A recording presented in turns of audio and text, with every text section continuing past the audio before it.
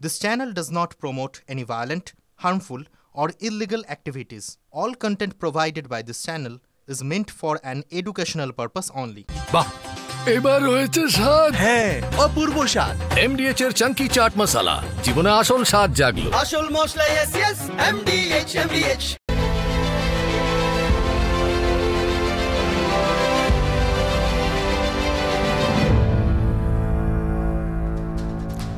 আর এবার নজর রাখতে হচ্ছে টপ 10 ব্রেকিং এ। প্রথম ব্রেকিং নিউজ, উত্তরবঙ্গের পর মুর্শিদাবাদেও নাবালিকা পাচারের ছক। বড় খবর, রিলস বানানোর লোভ দেখিয়ে পাচারের চেষ্টা। লোকেশন চেক করে 5 জন নাবালিকাকে উদ্ধার করা সম্ভব হয়েছে। বড় খবর, উদ্বেগের খবর। ব্রেকিং 2, প্রতিষ্ঠা দিবসে পরীক্ষা আপত্তি টিএমসিপির। 28 আগস্ট কলকাতা বিশ্ববিদ্যালয়ে পরীক্ষা রয়েছে, আপত্তি পাত্তা দিল না কলকাতা বিশ্ববিদ্যালয়। ব্রেকিং 3, বাংলায় ভোটার লিস্ট থেকে 1.25 কোটি নাম বাদ যাবে। শেষ শুরুর আগেই গর্জন শুভেন্দু অধিকারীর। বড় খবর, ভারতীয় হিন্দু মুসলিমদের নাম বাদ যাবে না দাবি করেছেন শুভেন্দু অধিকারী। 15 আগস্টের পর রাস্তায় নামার ডাক দিয়েছেন বিরোধী দলনেতা। 4 নম্বর ব্রেকিং, বাংলাদেশের বিএনপি নেতা, ভালো করে শুনবেন, বাংলাদেশের বিএনপি নেতা ভারতের ভোটার, শাশুড়িকে মা সাজিয়ে ভোটার কার্ড বানানোর অভিযোগ। হাসিনার পতনের পর বাংলাদেশে ফেরে রেজাউল মন্ডল, গ্রেপ্তার রেজাউলের ভারতীয় স্ত্রী। উদ্বেগের খবর। ব্রেকিং 5, অস্থায়ী কর্মীদের বিএলও দায়িত্ব দেওয়ার অভিযোগ। প্রশাসনের দিকে আঙুল তুলেছেন শুভেন্দু অধিকারী। অফিসারদের জেলে যেতে হবে হুঙ্কার দিয়েছেন বিরোধী দলনেতা। 6 নম্বর ব্রেকিং, বাঙালি হেনস্থা বিতর্কে মমতাকে জবাব হরিয়ানার মুখ্যমন্ত্রীর। বড় খবর, সিগনিফিকেন্ট, অবৈধ বাংলাদেশিদের খেদানো হবেই। দেশের সুরক্ষা নিয়ে ছেলে খেলা করছেন মমতা। সোশ্যাল মিডিয়া পোস্ট হরিয়ানার মুখ্যমন্ত্রীর। ব্রেকিং 7, এবার এনসিইআরটি সিলেবাসে অপারেশন সিঁদুর 3য় থেকে দ্বাদশ শ্রেণীতে পড়ানো হবে। বড় খবর নিঃসন্দেহে। ব্রেকিং 8, রাজ্যপালের ডাকা মিটিংয়ে গড় হাজির, অনুপস্থিত উপাচার্যদের বিরুদ্ধে ব্যবস্থা। অনুপস্থিতির কারণ জানতে চাওয়া হচ্ছে প্রত্যেকের কাছ থেকেই। গড় হাজির উপাচার্যদের জন্য রাজভবনের দরজা বন্ধ। রাজ্যপালের সঙ্গে সব অ্যাপয়েন্টমেন্ট বাতিল আপাতত। বড় খবর। ব্রেকিং 9, মরশুমের প্রথম ডার্বির রং লাল হলুদ। কলকাতা লিগের বড় ম্যাচে জয় ইস্টবেঙ্গলের। মোহনবাগানকে 3-2 গোলে হারিয়েছে লাল হলুদ ব্রিগেড। 10 নম্বর ব্রেকিং, পেহেলগাঁও হামলার পর 22 গজে ভারত পাক। জট কাটলো এশিয়া কাপের। 9 থেকে 28 সেপ্টেম্বর পর্যন্ত টুর্নামেন্ট। সূত্র বলছে একই গ্রুপে থাকছে ভারত পাকিস্তান।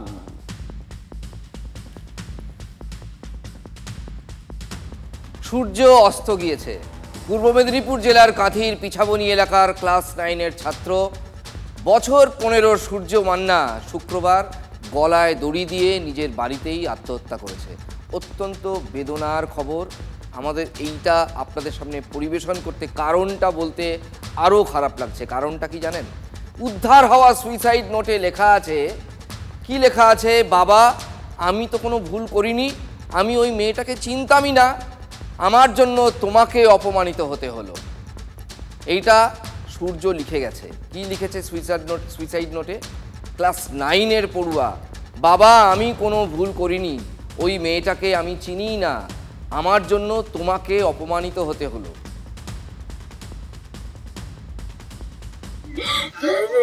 আমার কলকালি করে দিয়েছে, আমাকে একদম মা বলে ডাকবে, আমার একটা মেয়ে, কথা বলতে পারে না, কিছু পারে না। আমার একটাই ছেলে ছিল, আমার একটাই ছেলে ছিল, বড় ছেলে দেখুন, এই মায়ের পুত্র শোক যখন দেখি না, এরকম খবর পড়তে পড়তে গলা বুঝে আসে, যতই পেশাদার সাংবাদিক হই না কেন। শুক্রবার 7 সকালে দোতলার কড়িকাঠ থেকে ঝুলন্ত অবস্থায় সূর্যর দেহ উদ্ধার করা হয়। গলায় নাইলনের দড়ির ফাঁস ছিল। সকালে আমার ছেলে বলছে, মা আমি বাথরুম যাচ্ছি। আমি সেখানে বাসন ধুচ্ছিলাম, বাথরুম যাচ্ছিল বলে আমাকে ছাদে একটা কি আওয়াজ, আমি দেখলাম বাথরুমে দিয়ে যে ছাদে আওয়াজ হয়েছে, আমি দৌড়ে যখন আওয়াজে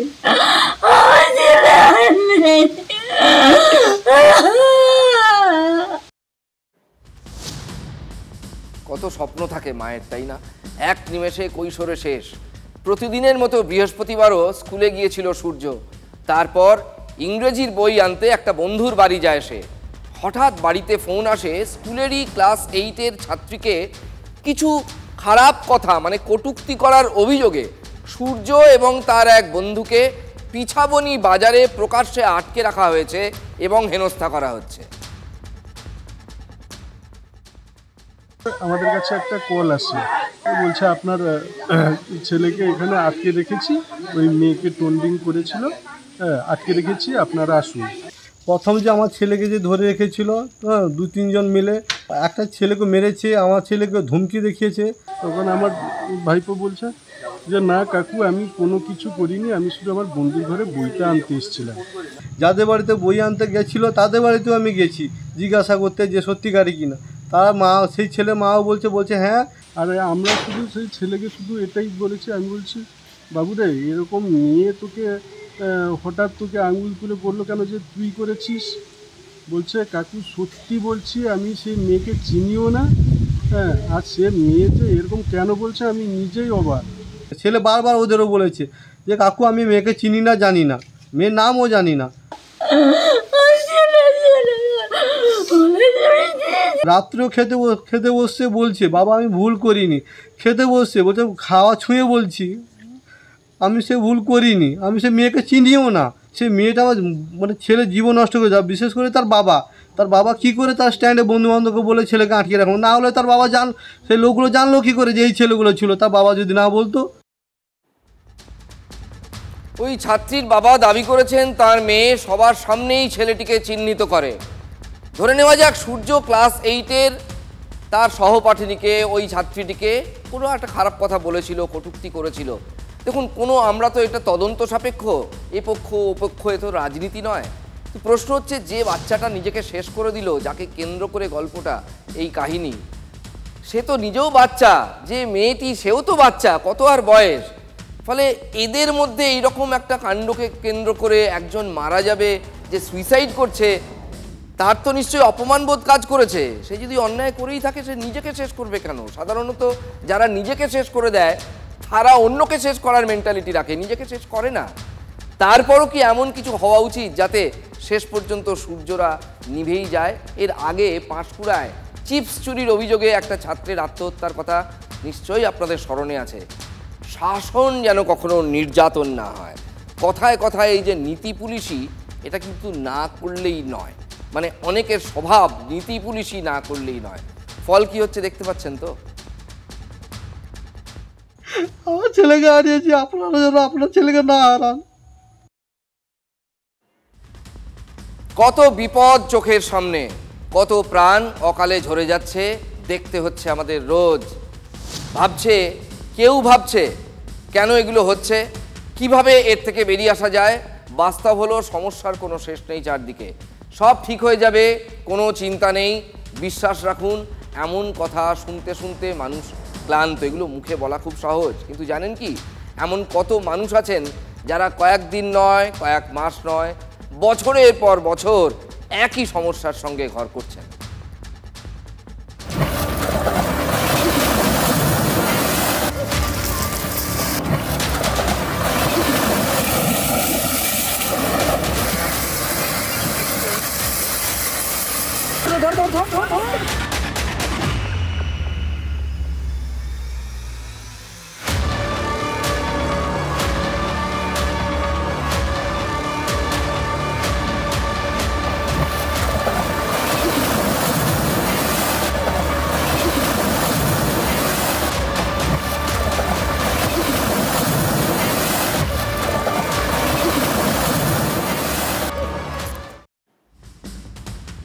ছবিগুলো দেখলেন, নিশ্চয়ই বুঝতে পারছেন এটা কোথায়। এটা মালদায়, একেবারে প্রান্তিক মানুষের কথা বলবো। এভাবে বাঁচা যায়? বাড়ি ঘর, জমি জায়গা সব চোখের সামনে জলের তলায় এক লহমায়। এটা শুধু জমির ভাঙন নয়, বসত ভিটের ভাঙন নয়, এটা হৃদয়ের ভাঙন। হৃদয় একটু একটু করে চলে যাচ্ছে সহায় সম্বল, অথচ দাঁড়িয়ে দেখা ছাড়া কিচ্ছু করার নেই। মালদার রতুয়া, যেখানে এবারও ভাঙন ভয়ঙ্কর রূপ ধারণ করেছে, কত মানুষের দাঁড়ানোর জায়গা, মাথার ওপর ছাদ সব চলে গেছে, কিন্তু কিচ্ছু সুরাহা নেই। ছোটবেলা থেকে শুনে আসছি, কত বয়স হয়ে গেল সেই ছবি এখনো। পঞ্চানন্দপুর কোথায় চলে গেছে, আজ তলিয়েই গেছে, অস্তিত্বই নেই প্রায়। কিছু হয়েছে আজ পর্যন্ত? কখনো হয়? কথায় বলে নদীর পারে বাস, চিন্তা 12 মাস। আর জায়গাটার নাম যদি হয় মালদা, তাহলে তো কথাই নেই। চিন্তা নয়, সেখানে সবসময় সঙ্গী আতঙ্ক।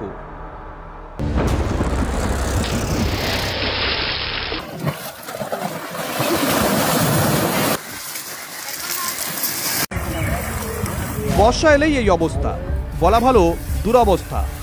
রতুয়া 1 নম্বর ব্লকের মহানন্দটোলা ও বিলাইমারি অঞ্চলের একাধিক গ্রামের বাসিন্দারা এবারও ভুগছেন। প্রতিবারই প্রশাসন অনেক বৈঠক করে, অফিসারেরা আসেন, নেতারা আসেন, দেখেন, আশ্বাস দেন, ব্যাস বৃত্ত সম্পূর্ণ। সব কাজ ওখানেই শেষ।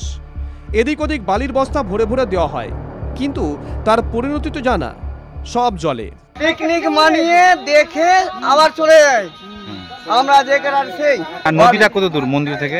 মন্দির থেকে 10 মিটার। এইরকম ভাঙন চললে কি মন্দির থাকবে? আর কি থাকবে? রাত্রে 12টা থেকে এমন কাটান ধরেছে। গ্রামবাসীরা জানেন বাঁচার পথ নেই, সব যাবে। তবু মাটি আঁকড়ে যতদিন লড়াই করা যায় ওরা করেন। কিন্তু তাদের প্রশ্ন একটাই, প্রশাসন কি করে? মুখে যত কথা, কাজের বেলায় কি হয়?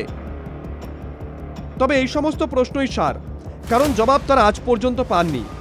এবারও ভাঙন ভয়াবহ আকার নেওয়ার পর পরিস্থিতি নিয়ে কয়েক প্রস্থ বৈঠক হয়েছে। ফ্লাড শেল্টারও তৈরি, ক্ষতিগ্রস্তদের জন্য সেখানে খাবার দাবার দেওয়া হচ্ছে, খিচুড়ি রেডি। কিন্তু গ্রামবাসীরাও এবার ছেড়ে কথা বলতে নারাজ। তাদের প্রতিবাদের পথটা কি জানেন?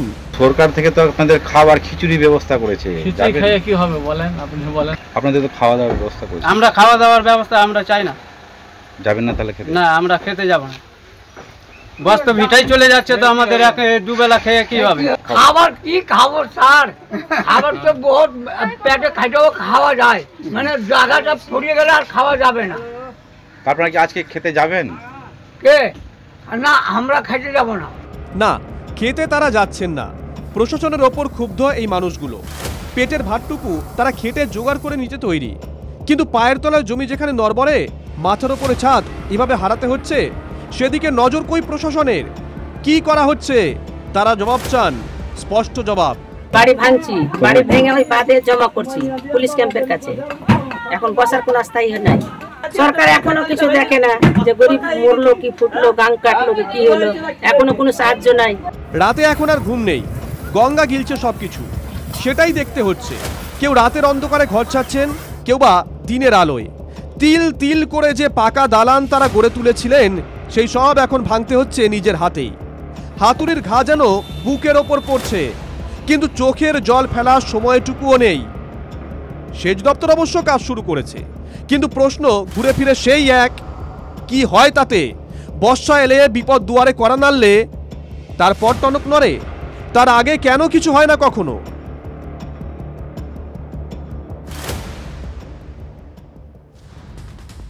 শুনুন, ব্যক্তিগত জীবনের অভিজ্ঞতাতেও দেখেছি কথাটা এই ফ্লোরে দাঁড়িয়ে। নানা কাহিনীর ক্ষেত্রে মাঝে মাঝেই বলি, দেখুন এই সর্বহারা মানুষগুলো বলছেন খেতে যাব না, কিচ্ছু নেই তাদের, ট্যাঁকে একটা পয়সা নেই, জমি চলে গেছে, বাড়ি চলে গেছে। অভিমান, গরিবের অভিমান, গরিবের সম্মানবোধ তথাকথিত বড় লোকের থেকে অনেক বেশি। এই মানুষগুলো সেটাই দেখাচ্ছেন। এটাও এক ধরনের অভিমান, এক ধরনের ক্ষোভ। আর এই যে বাঙালি বাঙালি করে যারা লাফাচ্ছেন, এরা বাঙালি নন, এরা বাঙালি নন। এই বাঙালিগুলোর কাছে যাচ্ছে আপনার সরকার, আপনার প্রশাসন, আপনার অফিসার। এতগুলো বাঙালি বিপদে শুধু আপনারা লাফিয়ে চলেছেন, বাড়ি মাথায় তুলছেন, বাঙালি বাঙালি বাঙালি। বাঙালি যেখানে ছিল সেখানেই আছে, কিচ্ছু হয়নি। এই মানুষগুলি যা চাইছেন এখন সেটা স্পষ্ট বলছেন, যা মনে তাই মুখে। পুনর্বাসন চাই, বাংলা কথা। এই বাঁধ হবে না, এটা হলফ করে বলা যায়। ওই রকম গোগ্রাসী নদী, ওখানে বাঁধ দিতে গেলে যা করণীয় সেটা আপনারা করে উঠতে পারবেন না। পারলে এতদিনে পারতেন। প্রতি বছর এক দশা, সারা বছর কাজ হয় না, এই বর্ষা এলেই সেই একই রুটিন। প্রশাসন আগে থেকে ভাবে না, শুধু মাস্টার প্ল্যান করে গল্প। মানুষ দেখে দেখে থকে গেছে, ওরা ক্লান্ত একবার। বর্ষা এলে এই একই রুটিন, ভিটেমাটি ছেড়ে সর্বস্ব ফেলে তাদের পালাতে হচ্ছে। এবং তারা আমার ভূপেন হাজারিকার ওই গানটা মনে পড়ে যাচ্ছে, আমি এক যাযাবর। সবাইকে অ্যাওয়্যার করা হয়েছে নিজের দায়িত্বের ক্ষেত্রে, এবং বিশেষ করে যেখানে ভাঙন এলাকা সেখানে মানুষকে যত ধরনের পরিষেবা আমরা দিতে পারি যদি শিফটিংয়ের প্রয়োজন হয়। প্লাস ইরিগেশন দপ্তর থেকে অনেকগুলো মেজার্স নেওয়া হয়েছে, অনেকগুলো মেজার্স অনগোয়িংও আছে যেখানে ভাঙন হচ্ছে। গঙ্গা অলরেডি যে আছে ডেঞ্জার লেভেল থেকে উপরে আছে, আমরা নজর রেখেছি এবং যা যা অ্যাপ্রোপ্রিয়েট মেজার্স নেওয়া দরকার গঙ্গা পার্শ্ববর্তী যেগুলো এলাকাগুলো আছে সেখানে নেওয়া হচ্ছে। কাজ হচ্ছে, কাজ হবে, এসব শোনা কথা, রুটিন কথা। কাজের মতো কাজ হয়েছে এটা কেন আমরা শুনতে পাই না বলুন তো? যে ছবিগুলো আপনাদের দেখাচ্ছি সেটা কিন্তু শুধু রতুয়ার নয়, মানিকচকের ওই একই অবস্থা। বর্ষা এবার শুরু থেকেই ভয়ঙ্কর ফর্মে, ফলে এই দুরবস্থা সহসা কমার নয় বরং বাড়তে চলেছে। সেখানে প্রশাসনের এই দায়সারা গোছের হচ্ছে হবেতে আদৌ স্থানীয় মানুষের কোনো ভরসা নেই। প্রশাসনের পরিদর্শন তাই তাদের চোখে পিকনিক। গ্রামবাসীরাই বলছেন এই কথা। একটু আগেই আপনাদের শোনালাম গ্রামবাসীদের সেই ক্ষোভ। জনপ্রতিনিধিরা আসছেন, দেখছেন আর চলে যাচ্ছেন। ভাঙনে ভিটেমাটি হারানো মানুষগুলি বলছেন পুরো যে কাজটা হয়, এই যে প্ল্যানিংগুলো হয়, আসা যাওয়া লেগেই থাকে, এগুলো সব লোক দেখানো, কোনো দীর্ঘমেয়াদী সমাধান কিন্তু নেই। কত যুগ লাগবে বলুন তো এই সংকট থেকে মুক্তি পেতে? আমাদের পুনর্বাসনের জায়গার দরকার। গরিব শরীর মানুষ আছে এখানে। বস্তার কাজ হচ্ছে, বস্তার কাজে কোনো কাজ হচ্ছে না, বস্তা রুকছে না, নিয়ে চলে যাচ্ছে। সব জমির জায়গা, সব বাড়ি ঘর কেটে গেল, ভাঙন হচ্ছে। আমরা বাড়ি টিটি তৈরি করে কোনো একটা জায়গা দু, কোনো বাঁধেরই নিচে আমাদের আশ্রয় দু, সরকারে একটা সাহায্য করতেন। শুধুই কি মালদা নাকি? একই ছবি, একই দুর্গতি মুর্শিদাবাদেও। গঙ্গা ফুসছে, কেউ কিছু বুঝে ওঠার আগেই শিয়রে এসে উপস্থিত সংকট। হুড়মুড়িয়ে ভাঙছে চারদিক। কি অবস্থা একবার দেখাই, মুর্শিদাবাদের ছবি দেখুন। দেখুন অবস্থাটা। এই যে দেখছেন নদীর পার, সরু ফিতের মতো জায়গা এখনো জেগে, এটাই রাস্তা। দুদিন আগেও বড়সড় পথ ছিল এখানে, এখন এই অবস্থায় এসে দাঁড়িয়েছে রাস্তাটা। এখন এমন অবস্থা দাঁড়িয়েছে যে যেটুকু দেখতে পাচ্ছেন তাও কতক্ষণ টিকবে সেটা ওপরওয়ালাই জানে, কোনো ভরসা নেই। গঙ্গা এগিয়ে আসছে মহা বিপদ।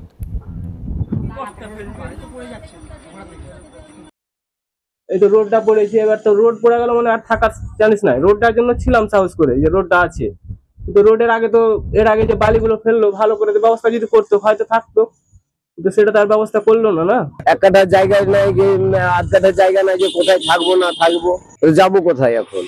তাহলে অসহায় মানুষ এখন যাত্রার বাড়িতে যে আশ্রয়টা নিতে হবে। মুর্শিদাবাদের শামশেরগঞ্জের নতুন শিবপুর গ্রাম, সেখানে এখন হাহাকার চারদিকে। মানুষজন বুঝে উঠতে পারছেন না তারা কি করবেন, কোথায় যাবেন। মাথায় আকাশ ভেঙে পড়েছে। পাকা রাস্তাও যেখানে বাঁচানো যাচ্ছে না, সেখানে সামান্য বাড়িঘর, বেশিরভাগই তো মাটি কিংবা আধা মাটি কিংবা সিমেন্টের হলেও ঠিক তেমনই গরিব মানুষের, প্রান্তিক মানুষের বাড়ি যেমন হয়। সুতরাং দুয়ারে বিপদ, যে কোনো সময় ভেসে যেতে পারে। এই অবস্থায় অনেকে নিজেরাই বাড়ি ভেঙে ইট কাঠ সরানোর কাজে নেমে পড়ছেন, কারণ সেই মাল মশলাগুলো অন্য জায়গায় নিয়ে গিয়ে বাড়ি সংসার আবার বাঁধতে গেলে তো লাগবে। যেটুকু বাঁচানো যায় আর কি, নইলে তো সব ভেসে যাবে। কিন্তু এরপর মাথা গোজার ভিটেটা দেবে কে? রাত্রে এসে বললো যে এখান থেকে অন্য জায়গায় যাও। আমি বললাম যে কোথায় যাব? এবার মেম্বার বললো আমাকে যে কোথায় যাবো এটা কেন বলছো? তো ওটা বলবো না তো আমি কি বলবো? আমাদের আশ্রয় যদি না থাকে আশ্রয়ের ব্যবস্থা করতে হবে একটা। বালির বস্তা ফেলছে, ঠিক আছে, বালির বস্তা সব তলিয়ে যাচ্ছে, তো বালির বস্তা থাকছে না। মানে প্রশাসনের যা অবস্থা, সব জলে, কাজের কাজ কোথাও হচ্ছে না। আমরা দেখাচ্ছি তো ছবিতে, হলে তো আমরা দেখাতাম। অনেক ইঞ্জিনিয়ার গেছেন, প্রশাসনের অনেক কর্তা গেছেন, আমরা দেখাতে পারছি কি? যায়নি, তাহলে কি করে দেখাবো? মানুষের প্রশ্ন, আসলে টাকা জলে যাচ্ছে। এটা কি জানেন না প্রশাসনিক কর্তা ব্যক্তিরা? নাকি জেনেও সেই একই কাজ? বালির বস্তা, অস্থায়ী বাঁধ, কিছুই টিকছে না। সরকার বাহাদুরের বালির বাঁধ, তবু সেটাই ভরসা প্রশাসনের। কেন অন্য কোনো পথ ভাবা যায় না? কেন অন্য কোনো পথ ভাবা হয় না? প্রতিবারের মতো এবারও ভয় ধরাচ্ছে ভাঙন। শুরু হয়ে গেছে, শেষ কোথায় কেউ জানে না।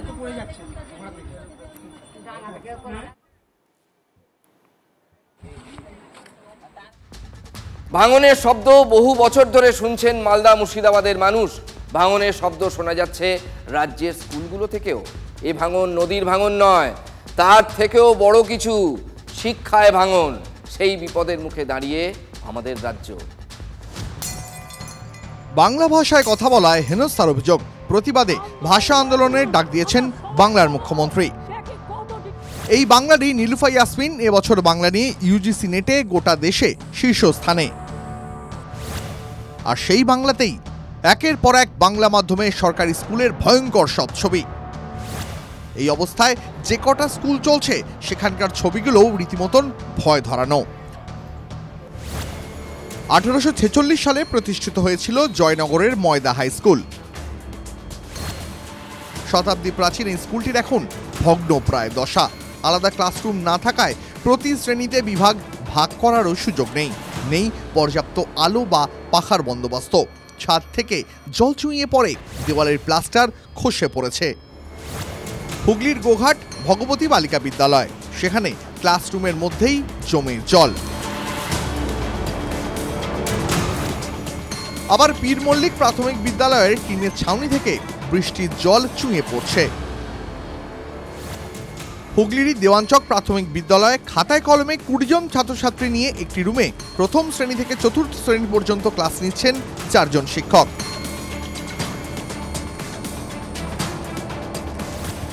পাশের জেলা বাঁকুড়া, সেখানে বেলগড়িয়া প্রাথমিক বিদ্যালয়ে একটি ক্লাসরুমে কখনো 2 বা তারও বেশি শ্রেণীর পড়ুয়াদের একসঙ্গে বসিয়ে চলে পঠন পাঠন। ক্লাসরুমগুলির দেওয়াল জুড়ে অসংখ্য ফাটল, মাঝে মধ্যেই চাঙড় ভেঙে পড়ে। স্যাঁতস্যাঁতে অন্ধকার ঘুপচি ঘরে চলে লেখাপড়া। ফলে ধীরে ধীরে কমছে পড়ুয়ার সংখ্যাও। মানে আমাদের যে সবসময় একটা আশঙ্কা থেকেই থাকে যে কখন চাঁদের ছাঙড় পড়বে এবং বাচ্চাদের দুর্ঘটনার সম্মুখীন হবে এবং বাচ্চার প্রাণ অকালে চলে যাবে। এইটা আমাদের সবসময় মধ্যে আতঙ্কে আমরা ভুগি। তো প্রশাসনিক পর্যায়ে আমরা অনেকবার আবেদন করেছি। 27 জুলাই থেকে রাজ্য জুড়ে ভাষা আন্দোলনের ডাক দিয়েছেন মমতা বন্দ্যোপাধ্যায়। ভিন রাজ্যে বাঙালি পরিযায়ী শ্রমিক নির্যাতনের অভিযোগ যেমন তুলে ধরা হবে, তেমনি বাংলা ভাষা ও বাঙালি সংস্কৃতিকে বাঁচিয়ে রাখার কথাও বলছে তৃণমূল। আর এখানে এই প্রশ্ন উঠছে, শুধুমাত্র বাঙালি অস্মিতায় জোর দিয়ে মিটিং মিছিল করে বাংলা ভাষা এবং সংস্কৃতিকে টিকিয়ে রাখা যাবে? যেখানে স্কুলে কোনো শিক্ষক নাই, ছাত্রছাত্রীরা কম, এইগুলোকে তো দেখতে হবে সরকারকে। একটা ভাষাকে বাঁচাতে গেলে আমাদেরকে পরিকাঠামোকে ঠিকঠাক করতে হবে। রায়গঞ্জে ছেলেরা, ছাত্ররা বাংলা ভাষার শিক্ষক চেয়েছিল, পেয়েছিল কি? গুলি। কেন্দ্রীয় সরকার বাংলাকে ধ্রুপদী ভাষা হিসেবে ঘোষণা করলেন এবং তার জন্য যে সমস্ত বেনিফিটগুলো পাওয়া যায় সেগুলো নেওয়ার কোনো প্রচেষ্টা করেছে? বাংলা সরকারি মাধ্যম স্কুল যথেষ্ট ভালো এবং সেখানে পড়ে ছেলেমেয়েরা যথেষ্ট ভালো কাজ করছে। ক্রমশই বাংলা মাধ্যম সরকারি স্কুলগুলো থেকে মুখ ফেরাচ্ছে বাঙালি, ঝুঁকেছে বেসরকারি ইংরেজি মাধ্যম স্কুলগুলোর দিকে। বাংলা মাধ্যম স্কুলই যদি না থাকে তাহলে বাংলা ভাষা বাঁচবে কি করে? তাহলে কিসের বাঙালি আনা?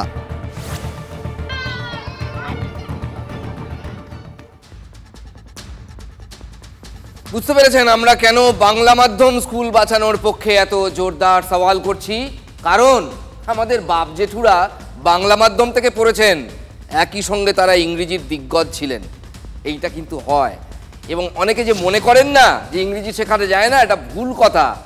বাংলা যে ভালো জানে সে ইংরেজিও ভালো জানবে, ইংরেজি যে ভালো জানবে সে বাংলাও ভালো জানবে। বিপদ যে কোথায় কখন ঘাপটি মেরে থাকে কেউ জানতে পারে না।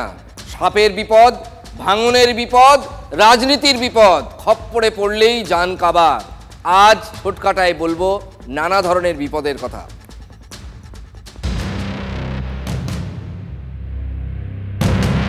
নাগরাকাটায় জনবসতিতে গাছের ওপর কিংবা গাদংয়ের নিম্ন বুনিয়াদী স্কুলে ক্লাসরুমের পাশেই লুকিয়েছিল বিপদ।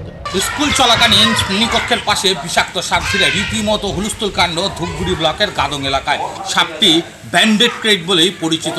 এই যে শ্রেণীকক্ষ, যে শ্রেণীকক্ষের পাশেই রয়েছে একটি শৌচালয়, আর ঠিক সেখানে গাদং 2 নং নিম্ন বুনিয়াদী বিদ্যালয়ের একেবারে পাশেই, ক্লাসরুমের পাশেই সেই সাপটিকে ঘোরাফেরা করতে দেখেন পড়ুয়ারা। স্কুল চলাকালীন সাপ দেখে রীতিমতো আতঙ্ক ছড়িয়ে পড়ে পড়ুয়া থেকে শিক্ষক শিক্ষিকাদের মধ্যে।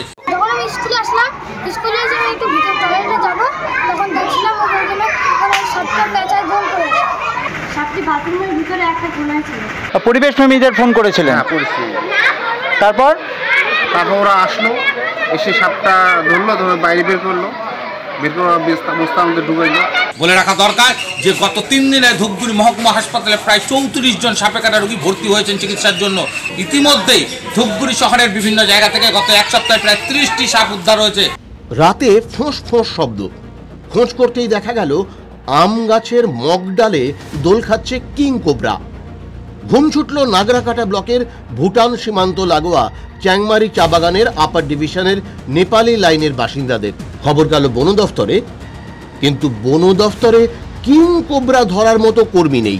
আমি দেখলাম আমাদের তো সেরকম মানে কিং কোবরা ধরার মতো স্টাফ এই মুহূর্তে আমাদের কাছে অ্যাভেলেবেল ছিল না। তা আমার এখানে একজনকে আমি পরিচিত ছিল যে এরকম মাঝে মাঝে ধরে, স্নেক রেস্কিউ করে, স্নেক রেস্কিউ প্রফেশনাল। তা ওকে আমি কল করে আমি আমার স্টাফ এবং স্টাফের সাথে ওকে পাঠিয়ে দিই ওখানে। পরিবেশ প্রেমী সংগঠনের সদস্যরা গিয়ে গাছের মগডাল থেকে 13 ফুট লম্বা কিং কোবরাটিকে নামিয়ে আনেন। রাতেই সাপটি গরুমারা জাতীয় উদ্যানে ছেড়ে দেওয়া হয়। সাপ দেখলে পরে সবাই একটা আতঙ্কিত হয়ে যায়, এবং কিং কোবরা যে নামটা যে আছে, এই নামটা সবাই শুনে কিন্তু একটা আতঙ্কিত বোধ মনে হয়। কিন্তু এটা আতঙ্কিত হওয়ার কোনো ব্যাপার নেই, কারণ কিং কোবরা সাপ একটা খুব বড় সাইজের সাপ হয়, এটা সহজেই নজরে চলে আসে, এবং এই সাপ সচরাচর কিন্তু খুব কম মানুষকে কামড় দেয়। কারণ একমাত্র যদি একদম কাছাকাছি না চলে আসে, তার আগে কিন্তু সে কোনো রকমভাবে আক্রমণ করে না, বা তেড়ে আসে, ভয় দেখাচ্ছে, কিন্তু কামড় দেয় না।